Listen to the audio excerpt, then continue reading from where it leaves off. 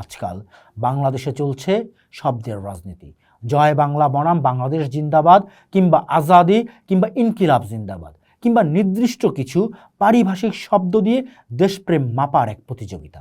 এই রাজনীতির ভিড়ে হারিয়ে যাচ্ছে সেই সব মানুষের দাবি যাদের ভাষায় কোনো ভোট ব্যাংক নেই।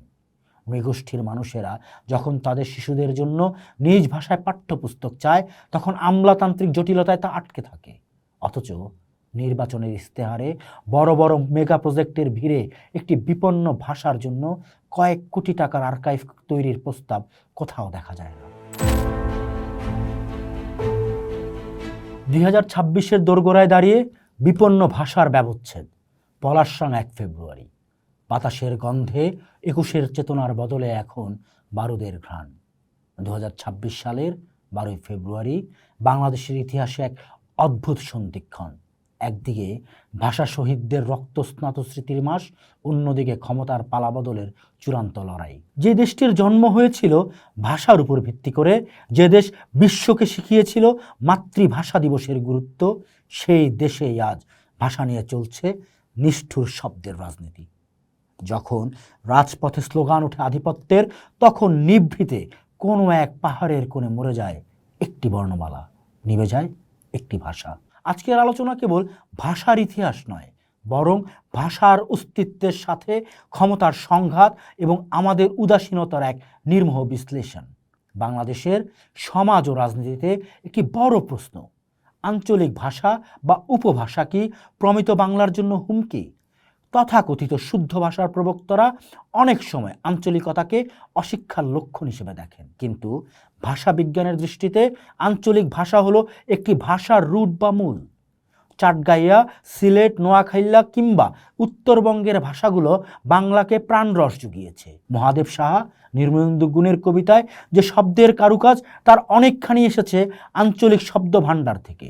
এটি আপদ নয়, বরং এটি শক্তি।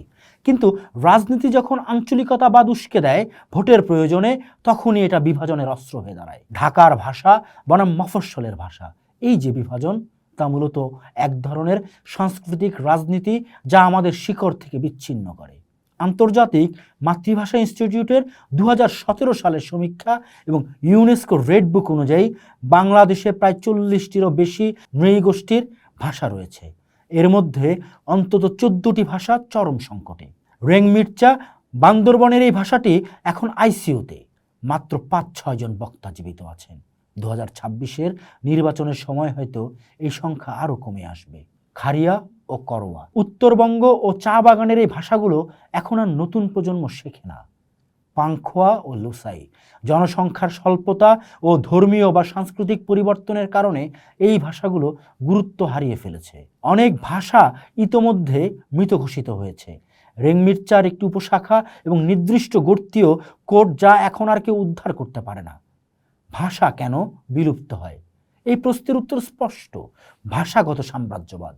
যখন রাষ্ট্রীয় কাঠামো কেবল একটি ভাষাকে জীবিকার ভাষা করে তোলে, তখন প্রান্তিক মানুষ টিকে থাকার তাগিদে নিজের ভাষাকে বিসর্জন দেয়। 2026 সালের 12 ফেব্রুয়ারির নির্বাচনকে সামনে রেখে রাজনৈতিক দলগুলোর জোর দৌড়ঝাঁপ শুরু হয়েছে।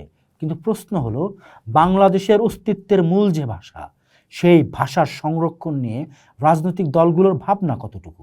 বাংলাদেশ জাতীয়তাবাদী দল বা বিএনপির রাজনীতির মূল ভিত্তি হলো বাংলাদেশি জাতীয়তাবাদ। তাদের বিগত দিনের ইস্তেহার এবং 31 দফা সংস্কার প্রস্তাবে জাতীয় সংহতির কথা থাকলেও নৃগোষ্ঠীর ভাষার সুনির্দিষ্ট সংরক্ষণ বা রেংমির্চার মতো মরণাপন্ন ভাষা বাঁচানোর কোনো কারিগরি রোডম্যাপ নেই। বিএনপির শীর্ষ নেতাদের বক্তব্যে প্রায়ই জাতীয় আত্মপরিচয় রক্ষার কথা আসে, তবে তা মূলত বাংলা ভাষার আধিপত্য রক্ষার মধ্যে সীমাবদ্ধ থাকে। বাংলাদেশ জামাতে ইসলামীর রাজনৈতিক দর্শন মূলত ইসলামী মূল্যবোধ কেন্দ্রিক। তাদের ভাষা বিষয়ক অবস্থান কিছুটা ভিন্ন।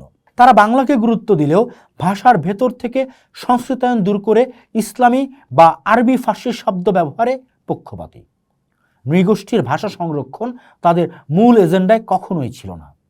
তাদের শিক্ষানীতি বিষয়ক বক্তব্যে মাতৃভাষার কথা থাকলেও তা মূলত বাংলা এবং আরবি শিক্ষা প্রসারের মধ্যে সীমাবদ্ধ। বামপন্থী দলগুলো ঐতিহাসিকভাবে আদিবাসীদের অধিকার নিয়ে কথা বললেও নির্বাচনী রাজনীতিতে তাদের প্রভাব সীমিত।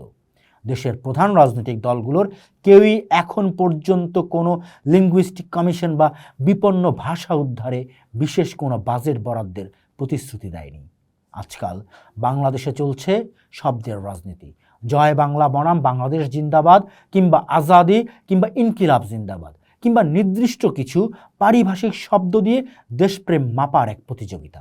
এই রাজনীতির ভিড়ে হারিয়ে যাচ্ছে সেই সব মানুষের দাবি যাদের ভাষায় কোনো ভোট ব্যাংক নেই। নৃগোষ্ঠীর মানুষেরা যখন তাদের শিশুদের জন্য নিজ ভাষায় পাঠ্যপুস্তক চায়, তখন আমলাতান্ত্রিক জটিলতায় তা আটকে থাকে। অথচ নির্বাচনের ইস্তেহারে বড় বড় মেগা প্রজেক্টের ভিড়ে একটি বিপন্ন ভাষার জন্য কয়েক কোটি টাকার আর্কাইভ তৈরির প্রস্তাব কোথাও দেখা যায় না।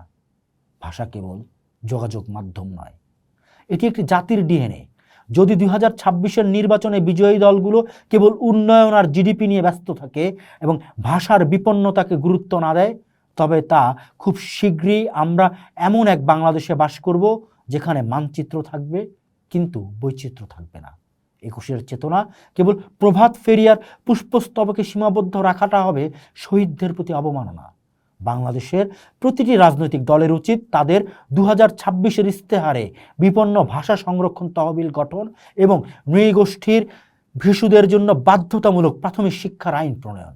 তা না হলে ইতিহাসের কাঠগড়ায় আমাদের পরিচয় হবে সেই জাতি যারা নিজেদের ভাষার জন্য রক্ত দিয়েছিল কিন্তু অন্যদের ভাষা কেড়ে নিয়েছিল নীরবতায়। পোস্ট দেখুন, ভাবুন, করুন। থাকুন পোস্টের সাথেই।